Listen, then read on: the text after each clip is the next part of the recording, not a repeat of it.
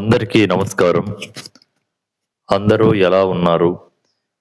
ఈరోజు మనం ప్రధానంగా బిల్వము యొక్క దళములు సాక్షాత్తుగా పరమశివుడిపై మనం ఎందుకు బిల్వపత్రాలు పెట్టడం జరుగుతుందో వాటి గురించి మనం పరిపూర్ణంగా తెలుసుకుందాం. ఒకటి త్రిబిల్వము అంటారు. త్రిబిల్వము అంటే 3 బిల్వాలు అని అర్థం వస్తుంది. 3 బిల్వము అంటే 1 శ్రీ మహావిష్ణువు, 2 బ్రహ్మ, 3 పరమశివుడు. త్రిబిల్వము భగవంతుడికి మనం అభిషేకము ప్రారంభించే ముందు తప్పనిసరిగా మనం ఏం చేస్తాం?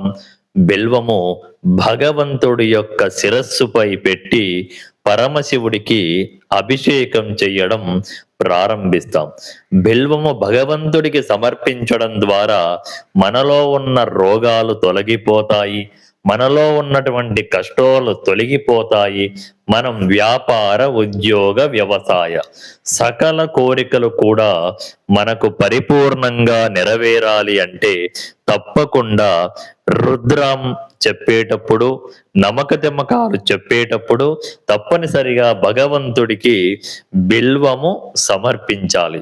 చాలా మంది కొందరు భక్తులు ఏమి చేస్తూ ఉంటారంటే బిల్వము తీసుకుని వచ్చి భగవంతుడికి మాత్రమే సమర్పిస్తూ ఉంటారు.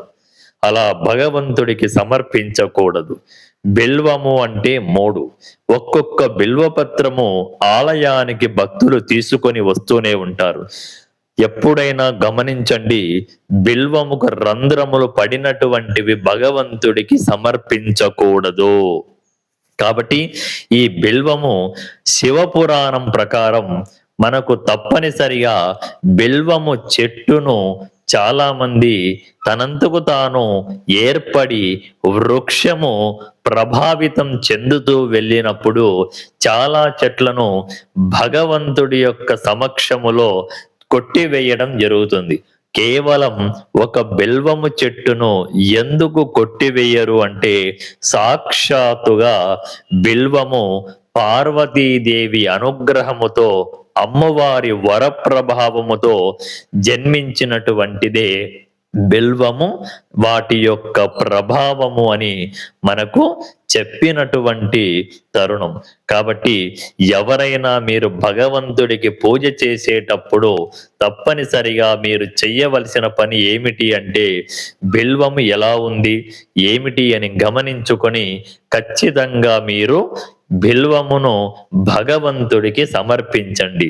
అందుకే చాలా మంది బిల్వాష్టకం చదవడం ద్వారా మనకు కలిగే ప్రయోజనం ఏమిటి అని నన్ను అడుగుతూ ఉన్నారు. బిల్వం త్రిగుణం త్రిగుణాకారం త్రినేత్రంచ త్రియాయుధం త్రిజన్మ పాప సంహారం ఏక బిల్వం శివార్పణం. భగవంతుడికి మనం సమర్పించేటువంటిది 3 బిల్వాలు మాత్రమే. ఎందుకు గురువు గారు మీరు చాలా విషయాలలో కేవలం మీరు 3 అంటున్నారు? మేము చూస్తే దేవాలయాలలో వీటికి మించి ఎక్కువ శాతంగా సమర్పించాలి కదా స్వామి గారు అంటే అది విషయము కాదు. భగవంతుడికి ఎంత మనం పూజ చేస్తున్నావన్నది ఎవరో చూడరండి. కేవలం నీ మనసుతో, వాక్కుతో, అతీతమైన శక్తి ప్రభావముతో ఎటువంటి డిస్టర్బెన్స్, ఎటువంటి వీరి లేకుండా పూజ మౌనంగా చేసినప్పుడే వాటి ప్రభావం మనకు పుణ్య ప్రభావంగా చేకూరుతుంది అనేది మనం చాలా గుర్తించుకోవాల్సినటువంటి విషయం అండి. అది జయప్రదం. చాలా మంది బిల్వపత్రాన్ని కేవలం ఒక వేప చెట్టు లేకపోతే ఒక మేడి, జివ్వి, రాగిగా కూడా చాలా మంది ఊహిస్తూ ఉంటారు. కేవలం బిల్వపత్రం భగవంతుడు మనలో ఉన్నటువంటి శక్తి, మనలో ఉన్నటువంటి ఆలోచన, మనలో ఉన్నటువంటి ధైర్యం, నాకు ఎవరూ ధైర్యం లేరు అన్నప్పుడు పరమశివుడు నీ కొరకు ఎప్పుడూ కూడా నీ వెంట వస్తూనే ఉంటారు. ఒక శివపురాణం ప్రకారం ఒక చిన్న కథ చెప్పుకొని మన వీడియోను పూర్తి చేస్తాం. మన వీడియో పూర్తి చేసేలోపు ప్రతి ఒక్కరూ కూడా లైక్ చేయండి. మినిమం ఈ రోజు మీరు లైవ్ లో ప్రతిరోజు 50 లైక్స్ ఇస్తారు. గురువు గారికి మీరు కేవలం ఒక 50 లైక్స్ అయినా మీరు కూడా ఈ వీడియోకు రావాలి అని అనుకుంటున్నాను. ఇక్కడ పూర్వము ఒక బ్రాహ్మణుడు ఉండేవాడు. ఆ బ్రాహ్మణుడికి పాడుబడిపోయినటువంటి శివాలయం కూడా ఉండేది. ఆ శివాలయాన్ని రోజు కూడా పునరుద్ధరణ చేసి ఆలయాన్ని పరిశుభ్రపరచుకొని ఆలయంలో ఉన్నటువంటి పరమశివుడికి రోజు అభిషేకం చేసేవాడట. ఎందుకంటే పరమశివుడు ఈ యొక్క బ్రాహ్మణుడికి ఆ గ్రామంలో చేసేటువంటి పుణ్య ఫలితం దక్కినటువంటి తరుణం. ఎందుకంటే ఆ బ్రాహ్మణుడు కొన్ని మైళ్ళ దూరం నుంచి నడుచుకుంటూ వచ్చి శివనామ స్మరణ, ఊరికే రాడండి, ఆ పుణ్యం బ్రాహ్మణుడికి రావాలి అంటే ఆ యొక్క పుణ్య ప్రభావం ఆ బ్రాహ్మణుడికి రావాలి తరచుగా అంటే ఓం నమ శివాయ, శివాయ నమః, లేకపోతే శివాయ విష్ణు రూపాయ శివరూపాయ విష్ణవే శివస్య హృదయం విష్ణు విష్ణోస్య హృదయం శివ అన్నారు. కాబట్టి బ్రాహ్మణుడు తప్పకుండా ఆ భగవంతుడిని వేడుకుంటూ అక్కడ ఉన్న చిన్న మారుమూల గ్రామంలో పూర్తిగా భిన్నమైనటువంటి ఆ దేవాలయాన్ని ఈయన డెవలప్మెంట్ చేసుకుంటూ ఈ ప్రయాణం చేసేవారు. కాబట్టి అక్కడికి ప్రతిరోజు భగవంతుడికి నీళ్లు పోసి రుద్రము చెప్పి పురుష సూక్త స్త్రీ సూక్త నామకరణ మరియు చమక నమకాలతో కూడా భగవంతుడికి పూజ కైంకర్యాలను కూడా పూర్తి కంప్లీట్ చేశాడు. అక్కడికి చివరిలో బిల్వపత్రము అనేటువంటిది అతనికి దరిదాపుల్లో ఎక్కడా కనిపించలేదు. అప్పుడు పరమశివుడిని ఒకటే వేడుకున్నాడు, స్వామి, ఎన్ని కార్యాలు కష్టపడి చేస్తే నీకు ఇష్టమైనటువంటి బిల్వపత్రము దొరకలేదు తండ్రి, నన్ను క్షమించు ప్రభు అని ఆ భగవంతుడిని ఆ బ్రాహ్మణుడు వేడుకున్నాడు బాధపడుతూ. అప్పుడు పరమేశ్వరుడు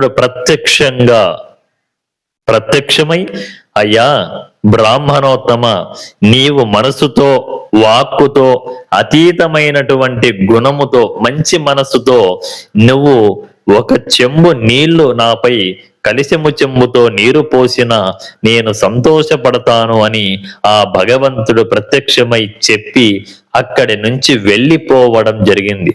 ఒక బిల్వము యొక్క ప్రభావము మీ అందరికీ కూడా ఈ రోజు పరిపూర్ణంగా తెలిసి ఉండటం కూడా జరిగింది. ఎందుకంటే మనం ఎంత భగవంతుడికి పూజపై మనం శ్రద్ధ పెడుతున్నాము అన్నది కాదు, భగవంతుడు యొక్క పురాణాలు, శాస్త్రాలు, సాంప్రదాయాలు అన్నింటినీ కూడా మీకు దేవుడిచ్చే వరం ఒక్కటే. మనం బాగుంటే, మన మనసు బాగుంటే ప్రతి ఒక్కటి కూడా పరిపూర్ణంగా నెరవేరుతాయి అనేటువంటి క్రమంలో మనం నేర్చుకోవాలి. ఏంటి ఈరోజు కాకపోతే రేపు అవుతుంది, రేపు కాకపోతే మరునాడు అవుతుందని మనమే మన జీవితంలో భగవంతుడి దృష్టిలో ఎప్పుడూ మరో విధంగా అనుకోకూడదు. దేవుడు మనకి ఎంత ఇస్తున్నాడు అంత మాత్రమే ఓం నమ శివాయ అని రోజుకు బిల్వపత్రం భగవంతుడికి సమర్పించి వేడుకోవాలి. ఈ బిల్వపత్రము యొక్క ప్రభావ రహస్యము మీకు చెప్పడం జరిగింది.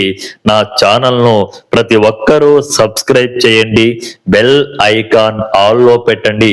మరిన్ని వీడియోలు ప్రతిరోజు వస్తూనే ఉంటాయి. మీ అందరి సపోర్ట్ నాకు ఎల్లవేళలా ఇస్తారని మనస్ఫూర్తిగా మనస్సాక్షిగా వేడుకుంటున్నాను.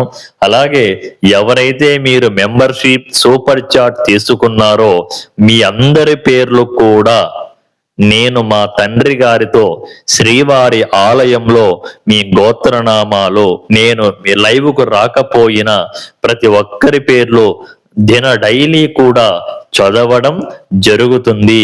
ఇలాగే సపోర్ట్ చేయండి. కొత్తగా ఎవరైనా సబ్స్క్రైబ్ చేయకపోతే సబ్స్క్రైబ్ చేయండి. బెల్ ఐకాన్ ఆల్లో పెట్టుకొని మరిన్ని వీడియోలను ప్లేలిస్ట్ లో పెట్టడం జరిగింది.